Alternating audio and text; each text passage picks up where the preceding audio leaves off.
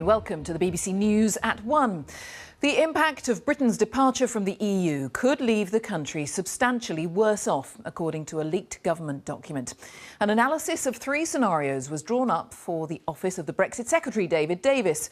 In one, the report says if Britain leaves without a trade deal and is forced to fall back on World Trade Organization rules, growth will be 8% lower over the next 15 years than if the UK had remained inside the EU.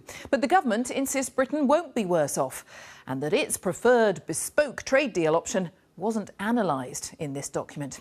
Our political correspondent Alex Forsyth has the latest. There were some chipper faces as the Cabinet met this morning. It's a lovely morning, isn't it? Despite the fact they'd woken up to a government leak. A document prepared by officials, meant for their eyes only, was passed to a news website. But these latest reports suggest Brexit will be poorer for the economy. It suggests the economy could be worse off as a result of Brexit, growing more slowly in the long term, whether there's a trade deal or not. I'm not going to comment this morning. We don't comment on leaked papers, and I feel sure that we comment in the House. But plenty were keen to have their say, not least those who think Brexit is a bad idea. It tells you, most importantly, that this is a cross-government modelling, and it shows that the economy is going to be worse off. Any option you choose, this economy, people's jobs are going to be worse off as a result of leaving the European Union. During the referendum campaign, the Remain camp produced documents predicting Brexit would hit the economy. Leavers said they were unreliable, pessimistic forecasts and claimed this latest analysis is the same. I don't believe a word of it, really. The honest truth is every forecast from the government to do with Brexit or even to do with the economy has been wrong as far back as I can remember. Bear in mind that during the debate on Brexit, we were told the economy would crash and we'd have 500,000 job losses. The economy has grown since then. But some argue the public has a right to see government advice. In a referendum where many people wanted to take back control and get their decisions made back in London, that to have a government that tries to hide things and be secretive and deny things are happening, it's not good. The government says this is just an early draft and part of much wider ongoing analysis about the impact of Brexit. And crucially, it doesn't model what they want to achieve, which is a bespoke, tailor-made deal with the EU, unlike anything that's gone before. Ministers making that case today said it was unhelpful to publish such information. At this early stage, it only considers off-the-shelf trade arrangements that currently exist. We have been clear that these are not what we are seeking in the negotiations. It does not yet consider our desired outcome, the most ambitious relationship possible with the European Union. But some MPs are firmly unconvinced. Views here are deeply divided. And in the Lords too, where they're starting to debate Brexit laws. The government's handling of this process is still under firm scrutiny. Alex Forsyth, BBC News, Westminster.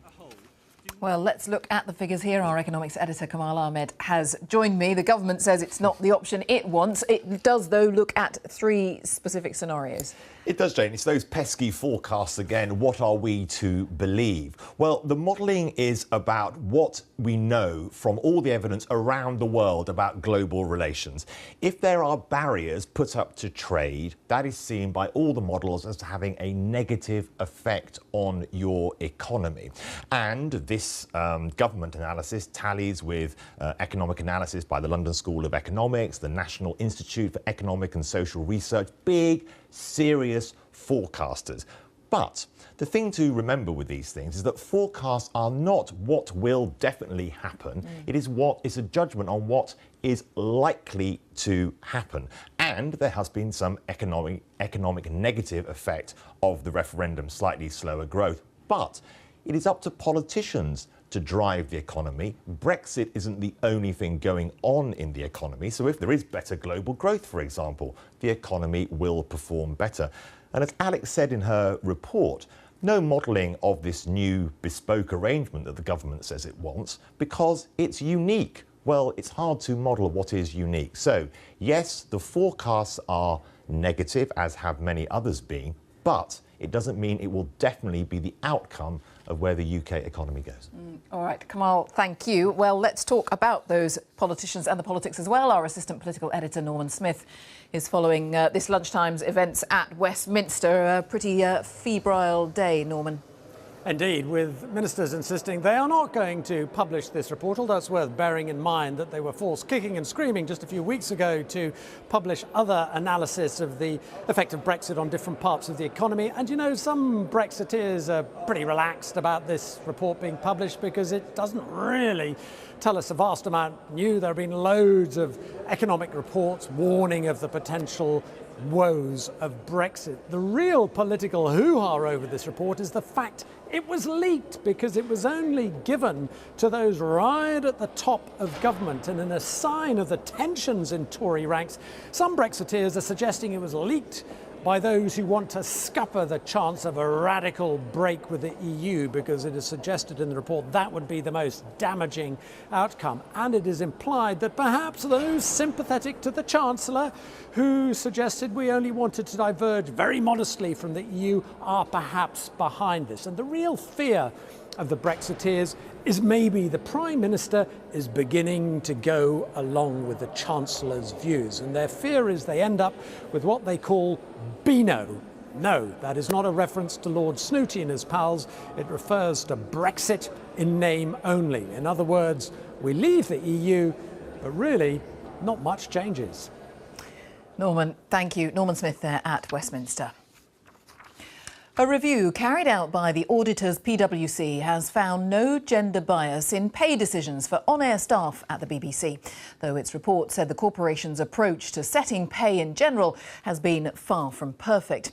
The BBC has set out a 5-point plan to help create what it says will be a fairer and more equal organisation. The Director General, Lord Hall, says some highly paid stars will see their pay cut, while some women and men will be paid more. Our media correspondent David Silito has the details. When Carrie Gracie resigned as China editor earlier this month, it was in protest about pay. She said a comparable male editor was being paid more than 50% more than her. And she's not alone. Eleanor Bradford was a health correspondent in Scotland for 15 years. While there were one or two who'd been in the job longer than me, there weren't many people who had been longer than me. And also, while I was there, I saw male specialists being appointed on starting salaries that were higher than mine. The response? A number of top male stars have already agreed to take a cut, and today's independent report has looked into whether pay decisions at BBC News were based on gender. The answer to that is no, but there is a gap.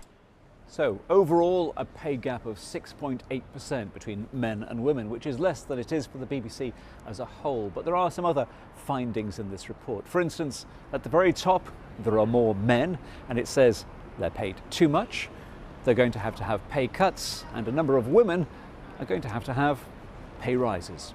What I've laid out today is a package of measures from a framework by which presenters, whomsoever they are, can see where they're placed versus their peers, narrowing the bands in which they are paid, so that's clearer too, lowering some pay for some men at the very top, but also looking very hard at the pay for women and men at the lower levels, where actually the pay has been too low.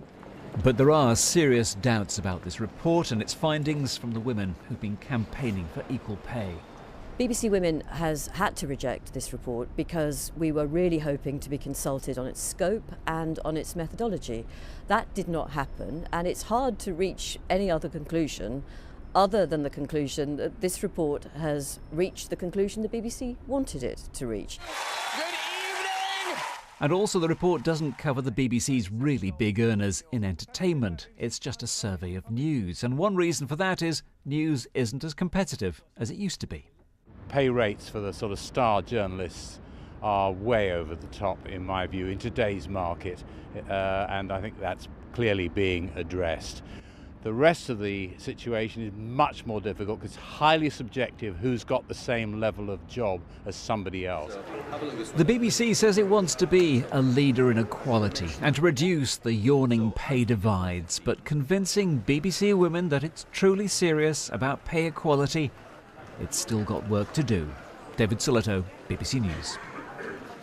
Well, our media editor, Amal Rajan, is with me. And the point about the PwC report, Amal, is given the size of the BBC, it's looking at really quite a small number of people within it. It is. It's the third report the BBC has commissioned on this whole issue of either gender pay or equal pay. But this PwC report, Jane, only looked at 824 presenters, correspondents and editors within BBC News. So it didn't look at the whole of the BBC. And of course, one of the issues here is that when that list of salaries was published last summer, there's a huge number of names that weren't on there that earn a lot of money from the BBC because they're paid by independent production companies. So we still have far from a full picture about what top earners at the BBC are getting. It's worth saying that Tony Hall's 5-point plan, which you mentioned, and which Tony Hall in that clip in David Sillito's package also talked about, I think has conveyed the impression that he is trying to get a grip on this issue. And I think even the BBC Women's campaigning group says that actually Tony Hall has got good intentions and he has taken control of this issue. But I think they're far from satisfied that actually this is going to address not just current disparities, but historic wrongs. There are a lot of grievances from a lot of people who feel that over years they've accumulated a disadvantage. And so when Carrie Gracie, the former China editor who quit her post as China editor and is returning back to London, quit in protest at unequal pay, she's in front of the Select Committee tomorrow, along with Tony Hall and other senior executives. I think this whole story is going to flare up yet again. And I suspect that far from this report being the end of the story, it's merely the end of the beginning. Amal, thanks for now. Amal Rajan. The Metropolitan Police and the CPS have apologised to a man accused of rape after a review found that mistakes were made in the disclosure of evidence, which resulted in the trial against him collapsing. 22-year-old Liam Allen had been accused of rape and sexual assault, but his trial was halted after police were ordered to hand over phone records. Our correspondent Danny Shaw is at Scotland Yard. Explain more then what has finally happened here with the police and the CPS, Danny. Well, Liam Allen was arrested on suspicion of rape in January 2016 and his alleged victim's mobile phone was seized by police. It contained 57,000 lines of data. The officer in charge of the investigation searched through the data looking for relevant material but could find none. It was later found that he hadn't conducted the search properly. He hadn't recorded how he'd conducted the search, and it wasn't until December last year, that's almost 2 years under which Liam Allen had been under investigation, that relevant, important material was found amongst those messages that undermined the prosecution case and led to the charges against Mr. Allen being dropped. We've had an apology for Liam Allen from the Metropolitan Police and the Crown Prosecution Service, his commander, Richard Smith.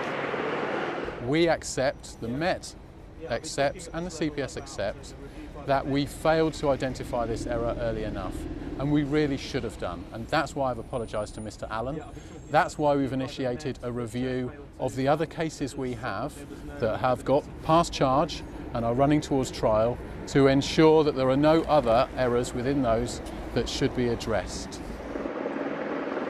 That review is looking at 600 cases in London. They've already identified 500, and they found some cases which are giving prosecutors cause for concern. As for the detective in the Liam Allen case, he hasn't been disciplined because Scotland Yard says that there was no evidence of misconduct on his part, but he has voluntarily agreed to move to other duties. He will not be investigating sexual assault cases. Danny Shaw, thank you. Police believe a series of violent burglaries over the last 3 years have been carried out by a man with an armed forces background. Detectives say one man is suspected of carrying out raids in Berkshire, Kent, Sussex and Surrey, in which valuables worth £1 million in total have been stolen. Police say the raids have all had military-style planning. Frankie McHamley reports. Caught on CCTV, the burglar police believe to have military training or involved in law enforcement. Detectives say in each of the 7 raids he's shown signs of specialist knowledge and skills, staking out his targets for weeks, studying their movements and where they keep their valuables before he makes his vicious move. He hit me 3 times on my face. It was very, very painful and I couldn't believe the blows kept coming. And so I took him to the jury. I gave him the jury. It was very frightening. But he actually said to me, "Get on the floor." I actually thought he was going to rape me. I was very, very frightened. The intruder has stolen jewellery, valuables and heirlooms worth in total more than £1 million. We believe this person is not an amateur burglar. We think that this is somebody who has specialist skills. He uses firearms and cable ties to do this, and he has an immense amount of planning and prepping before he goes and commits these offences. Despite the Ministry of Defence saying it's working with the police on the investigation, it has asked for more evidence, stating, "We are unable to share DNA taken from personnel before they're deployed on military operations, as it's restricted under data protection. If service personnel are convicted of a crime or are under suspicion, DNA records are shared with the police." There are trade crafts which we generally will only see by individuals that have specialist or former military experience, which include identifying patterns of life of the owners of these properties, looking at the arcs of the cameras and their locations, to even the methods of entry. The suspect has targeted affluent homes in Berkshire, Kent, Surrey and Sussex over a period of 3 years. Police say the burglar must now be caught to prevent further harm coming to anybody else. Frankie McCamley, BBC News.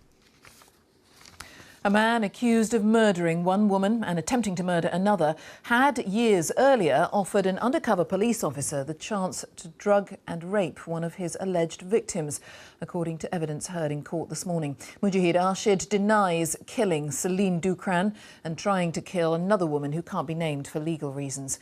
John Donnison is following the case at the Old Bailey. A deeply distressing case. John, explain what was heard in court. Well, today the prosecution wrapped up their case against Mr. Arshid, and it came in what they call bad character evidence. And as you say, this is an allegation that in 2013, Mr. Arshid was caught up in a police paedophile sting with an undercover officer posing as a paedophile on a website that the police say is used by people with a sexual interest in young people. And the allegation is that Mr. Arshid offered to provide a teenage girl to this undercover officer so that she could be drugged and raped. He also then sent photos to this undercover officer of the woman who now alleges that she was raped and was attempted to be murdered by Mr. Arshid. I should say that Mr. Arshid denies all the charges. He says that someone had managed to access and hack into the router in his home to carry out this chat with the undercover officer, and the Crown Prosecution Service at the time in 2013 decided that there wasn't enough evidence to bring charges. We did actually get onto the defence case today. Mr. Arshid appeared in court and he said that the principal witness against him was a compulsive liar and manipulator. The trial continues. John Donnison, thank you. The time is 19 minutes past 1. Our top story this lunchtime. The impact of Britain leaving the EU could see the country substantially worse off, according to a leaked government report. Coming up in the programme, saying farewell to one of football's greats. Fans pay tribute at the funeral of the England and West Bromwich striker Cyril Regis.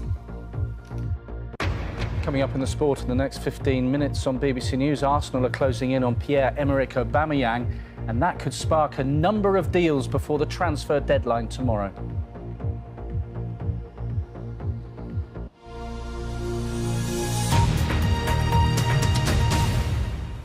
Creative arts subjects are being cut back in many secondary schools in England, according to research carried out by the BBC. 9 out of 10 schools which responded to a survey said they had reduced classes, staff or facilities in at least one of these subjects. The findings from more than 1,200 schools suggest music, art and drama and design and technology are all being squeezed. The increased emphasis on core academic subjects and funding pressures were the most common reasons given, as Joe Black reports. The creative arts, they've been part of the weekly timetable for decades, but for how much longer?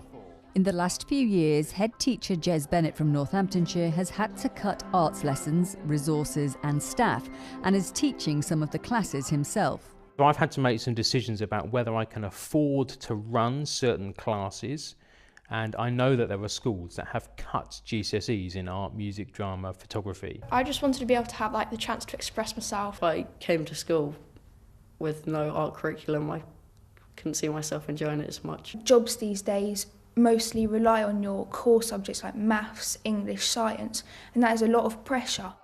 The BBC approached every state school in England asking about their arts provision. 40%, that's more than 1,200 schools, responded. A third said they'd cut the number of lessons in at least one arts subject in the last few years. A quarter said they now employ fewer specialist teachers. And a third are considering dropping at least one arts subject at GCSE.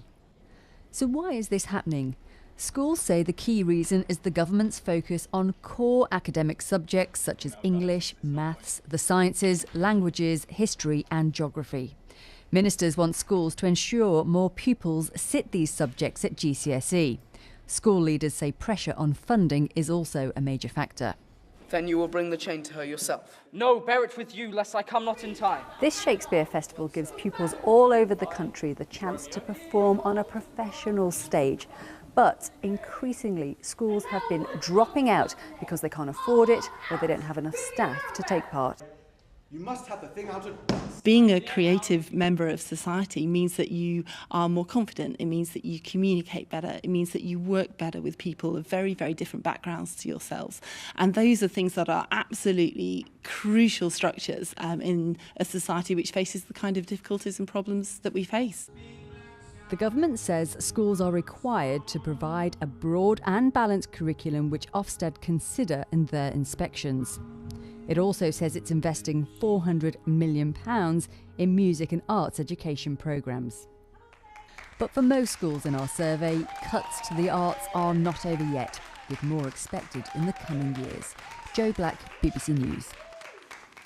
On the eve of the annual State of the Union address, the man who briefs President Trump on security, the head of the CIA, has warned that China presents as large a security threat to the US as Russia. In an exclusive interview with our security correspondent Gordon Carrera, Mike Pompeo also said that Iran should stop interfering in regional conflicts. At CIA headquarters, Director Mike Pompeo has a long list of intelligence targets. Allegations of Russian interference in American politics have been high on the agenda, but he told me that he was just as worried by Chinese influence. We can watch very focused efforts to steal American information, to infiltrate the United States with spies, with people who are going to work on behalf of the Chinese government against America.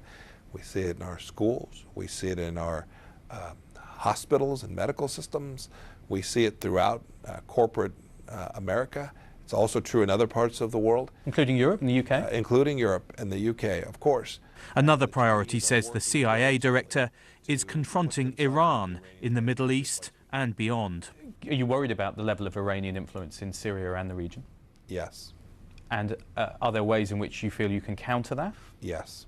You're not worried that particularly the tension between Iran and Saudi Arabia could lead to some kind of conflict? I'm very worried about it.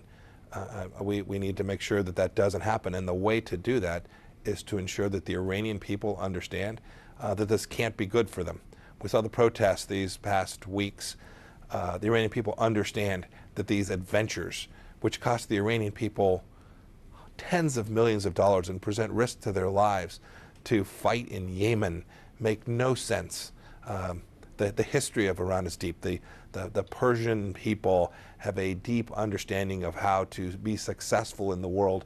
I hope that they will rise up and understand that it's not in the best interest of their country to send forces to places like Europe as proxies to try and conduct malign activity in Europe when there's so much that can be done to make Iran a better place. We're confident that the Iranian people understand that. We are hopeful their leaders will accept that proposition as well. As he enters his second year as CIA director, Mike Pompeo knows that the challenges, including in Washington itself, are unlikely to diminish. Gordon Carrera, BBC News, Langley. As the Prime Minister flies to China, a major Chinese employer in the UK has warned Theresa May that she needs to give a definite signal about the kind of Brexit deal she wants. The billionaire department store owner, Yan Yifei, who controls the House of Fraser chain, said the UK government needs to provide reassurance about its departure from the EU. He's been talking to our China correspondent, Robin Brandt. British things with an unmistakable British feel on sale in a distinctly British place. But this House of Fraser is in China, in the home city of the billionaire who now controls the British retail chain. Why did you want to buy British? Yuan Yafei has 17,000 staff on his books in the UK and a major interest in Britain's future, including, of course, Brexit. The government need to give the people the definite the signal how to solve, and it can confirm this problem. I think is very important. Is your business in the UK going to be better outside of the European Union? Worse? What do you think? 影响实际是有的，但是这个影响，我觉得最主要的是进程的确定性不明确。这个给了一个确定性以后，实际退欧以后也不见得就差到哪去。 Being bought by a Chinese company is a surefire way to get access to this country. For many other British firms, though, it can be a very, very challenging experience. One way in, though, is this. This Thomas Cook China ad is touting tailor-made trips. Some send wealthy football fans to Premier League games. But the firm's been forced into a joint venture, one of the foreigner complaints about market access in China. They're opening up in some ways, though. The UK has a new deal to send more pigs trotters here. Step by step, the government's aiming for incremental trade deals with China in the post-Brexit world. Robin Brandt, BBC News, Nanjing. The funeral has taken place of the former England and West Bromwich footballer Cyril Regis. The striker, who died earlier this month at the age of 59, was widely credited with inspiring a generation of black players into the game. Our sports correspondent Andy Swiss reports. It was the fondest of farewells. At the ground Cyril Regis graced as a player, they gathered in emotional tribute. A private family funeral to be followed by a public celebration of his life, a chance to say goodbye to a footballing hero. He saw no difference in anybody, and all he wanted to do was play football.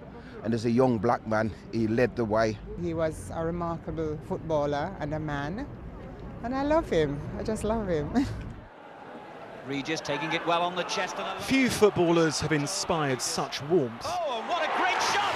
With his dignity, determination and dazzling goals, Cyril Regis blazed a trail for black British footballers.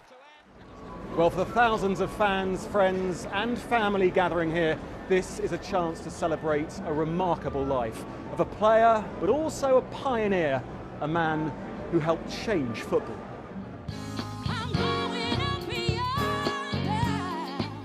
Among the music and tributes, one of his former teammates spoke of his strength and spirit. We played at a time when black players had to endure much vile racist abuse, yet Cyril never lost his cool. Nor was he ever intimidated. He always said that it motivated him to play even better. He left us with great memories, and for that we are blessed to have known him. Nice one, Cyril. Nice one, son.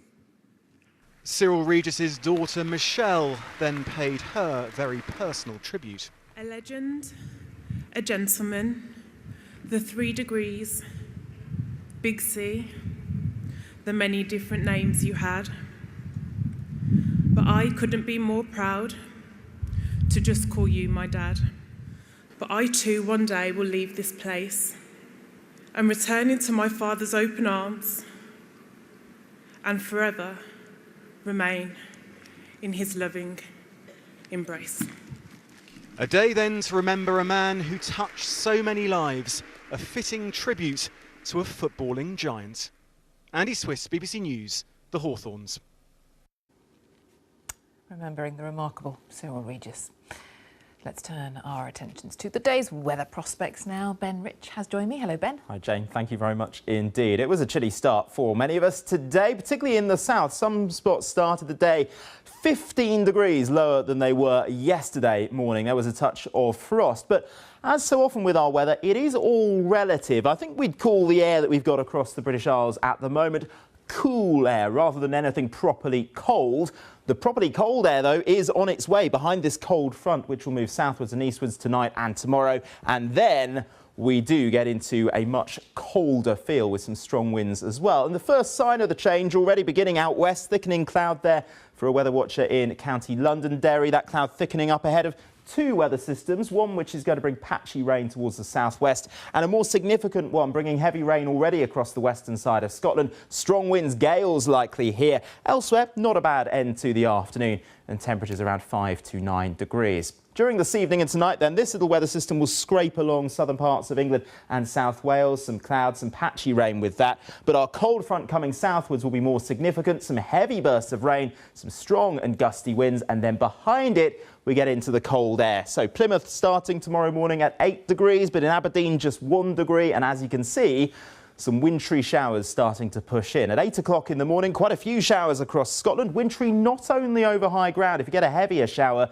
could be some sleet and snow even to low levels, and with temperatures close to freezing, the risk for some ice as well. A very similar story for Northern Ireland, the far north of England, but notice the further south we come across England and Wales, the higher the temperatures are as we start the day. Another mild morning down towards the south of England and South Wales, but a rather cloudy one with some outbreaks of patchy rain and fairly gusty winds as well. That rain in the south is what's left of our cold front, clearing away to the south during tomorrow morning. Behind it, the skies will brighten. There'll be plenty of sunshine, but we're into that cold air, particularly when you add on the strength of the wind. There will be gales in places. Still some wintry showers to come across northern areas and afternoon temperatures of just 3 to 7 degrees. Now into Thursday, there should be fewer showers at this stage, some towards the northeast, maybe 1 or 2 out west, but a lot of dry weather with some sunshine. Still quite windy though, particularly close to the east coast. There could be some big waves crashing onto the shoreline with gales here. Friday, lighter winds, so perhaps a less chilly feel. And then as we head on into the weekend, it looks like we're going to bring cloud and rain in from the west. Jane. All right, Ben, thank you very much. Thank you. And that is all from the BBC News at 1 team for today. On BBC One, we join the BBC's news teams wherever you are this afternoon. Have a good afternoon. Bye-bye.